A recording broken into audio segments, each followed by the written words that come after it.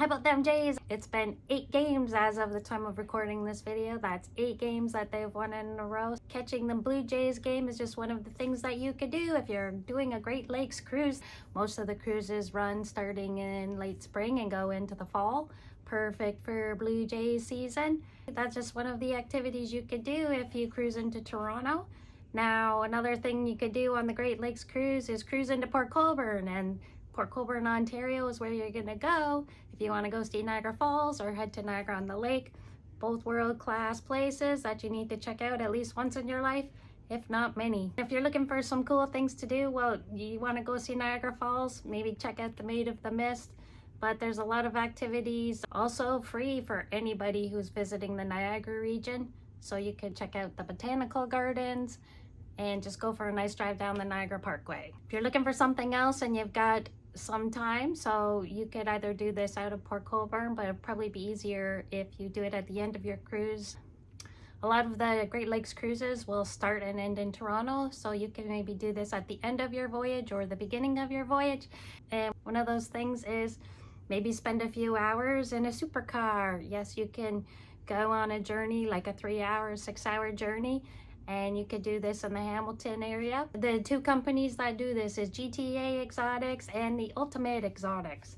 And you can rent the car for 3 to 6 hours per day. More on that in another video if you're interested. And if you're in Hamilton after you've done the car tour, you might want to stop and have some pizza. They've got some great pizza places, and a couple of them have won awards, like one national and one international, like the best cheese slice in the world. So maybe you want to check out those places. Maybe you're into cruising, but you're not actually doing a Great Lake cruise, and you're in the Toronto area or the Niagara region, and you're into live productions. There's a musical going on right now called Anything Goes. That's going on right now at the Shaw Festival Theatre in Niagara on the Lake. And you can actually get transportation now from like Toronto area and Burlington too. I've also read recently that there's going to be a Flixbus going there from Toronto. Its music is by Cole Porter. I got a chance to see it early in the season. One of the reasons that you might like this if you're into cruising is that the play takes place aboard an old ocean liner. The set was pretty interesting and the costumes were beautiful, and there was some singing and dancing. The cast was very talented. If you enjoy that type of thing, maybe that's something you might want to check out, and that's running until this fall. There are a lot of cruises that you could do right now that do the Great Lakes, and they will take you down the Welland Canal. Maybe you've already seen the Panama Canal, or you've done the Suez Canal. Now it's your chance to do the Welland Canal. If you're interested in this type of cruise, just be aware that it's not going to be on the big cruise ships. It's going to be on a smaller ship, and these are typically the expedition vessels. So one of them that I saw was the Viking Polaris. I've seen that ship come through the canal several times, and then coincidentally enough, I got to see it in Antarctica last year when I was taking my first Antarctica cruise. We were leaving Ushuaia, heading to Antarctica through the Drake Passage, and then that ship was coming the other way. So yeah, that was the Viking Polaris. The Viking Polaris and Viking Octantis are sister ships. So they were built, I think they were built about a year apart. And those 2 ships have been doing the Welland Canal in the Great Lakes area. There are other cruise lines doing the Great Lakes cruises, like Ponant, likewise. They also do Great Lakes, and then they go to Antarctica for a season. There was American Queen that I saw. Usually you're going to get the high-end luxury lines. Some of the prices, when I looked up, you're looking at entry-level cabins are around $1,000 a night. So might be a little bit more if you want a bigger, more spacious cabin, but that just gives you an idea. And then some of the Great Lakes cruises are, you know, maybe around 8 days to 15 days.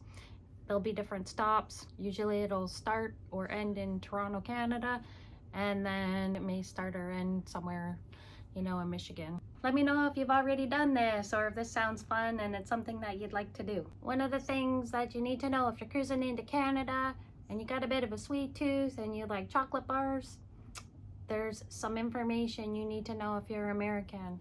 And that's, well, our chocolate bars aren't necessarily the same as your candy bars. So that's one nuance. What Americans call candy bars, we call chocolate bars, but I'm not entirely sure if that's like 100% of the time.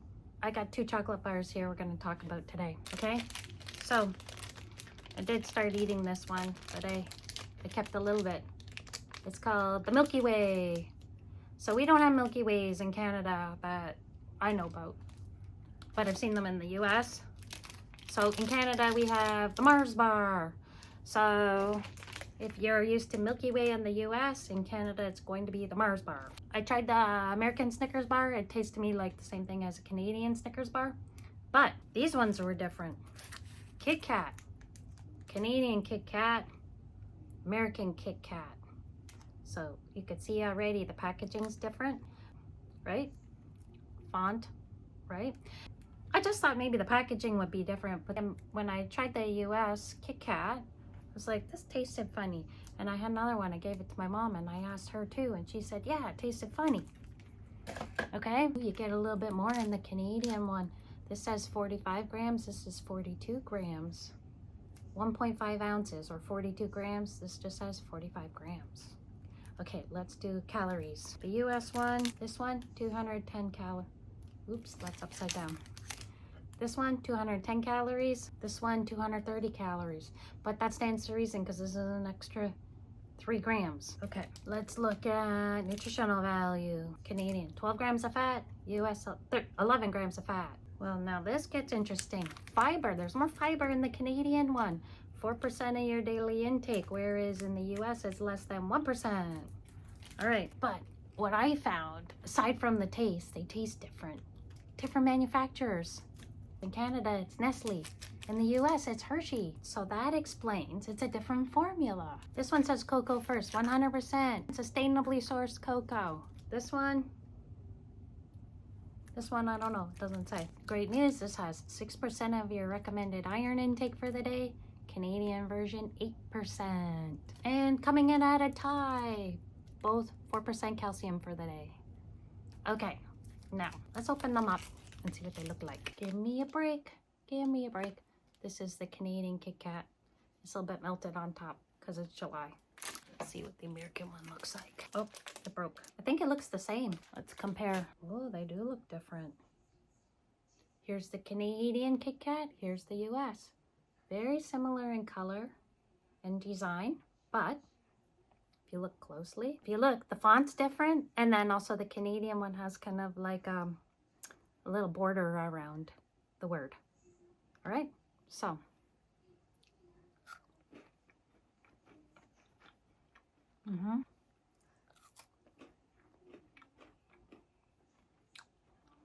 this one tastes better. I'm Cruisin Jules. That was just more of a fun summer video, but I'll be doing more cruising videos. If you want to help out the channel, please subscribe if you haven't already, or leave a thumbs up, maybe make a comment or share this video. Have a great day.